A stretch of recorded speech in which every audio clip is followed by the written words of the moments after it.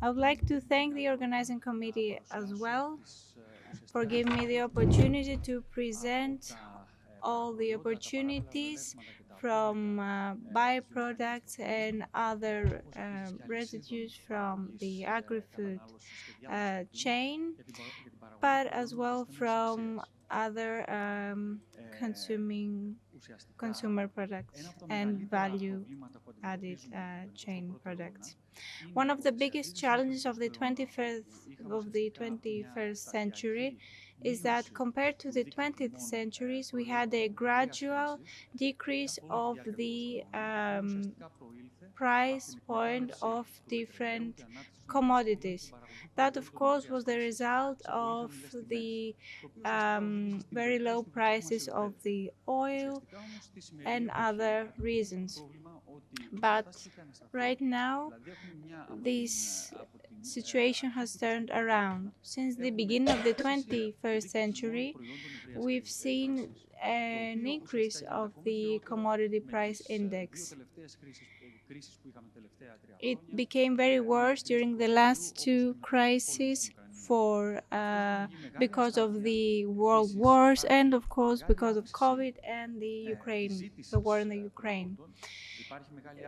There is also a great demand for raw materials and for the production of products, and it will, of course, create problem for other products. What's the problem right now?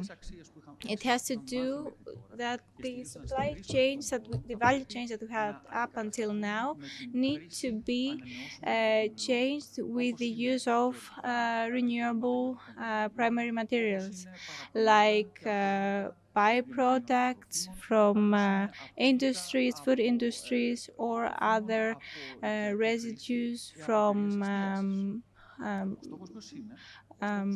home residues. We want, of course, to be able to respond to the production of products. In order to do that, we have to change, of course, the raw materials we use. Now, let's see how the use of plastics has helped the increase of production. But right now, we've reached a level where the increased use of plastics and biopolymers has led us to climate problems, environmental problems. One way to solve this problem is to use compost products or other biodegradable products that will, of course, take the place of other products that are not biodegradable and are very hard to be recycled. Here you can see various choices we have for the use as primary raw resources. For example, residues, things that are being thrown away from different homes or other restaurants. What is being included in those products are different proteins, different oils or pectins, and our goal is to produce the intermediate raw materials for the production of new products like bioplastics. We can all see how useful they are in our daily lives. One thing that I was able to research further in my lab was to see how we could use organic civil fractions as a raw material to produce biodegradable and other plastics. Our goal was to move away from chemical products that use oil to produce the final products, and rather use biodegradable products to produce the same product. Of course, through a study we've conducted, we've seen that the availability of this organic fraction can be found in all member states of the European Union and Attica, and those can be used as raw materials to develop raw materials for the industries. We have to link them with the protection of the environment, as well as with the production of materials that are going to be accepted from the consumers and from the society and the citizens as well. This is going to create, of course, new job posts, and it will, of course, help our economy as well. Here you can see a study we have conducted about the use of 50% of the organic fraction that's been produced in Attica. From this, we can produce very important quantities of two polymers, and we can create very flexible or inflexible containers for the selling of goods. This will lead to a lower cost of the final product compared to other products that are produced from refined raw materials, like glucose that's been used. So in this case, we want to change plastics that are made from oil and other biopolymers that are being produced from agricultural products, and their use was only for nutritional reasons. We don't only create packaging for different products, but we're creating a product that can, of course, add new jobs in the market.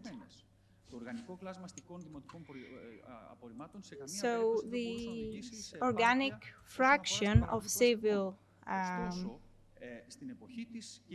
residues could not lead to the 100% production of those packaging, but we want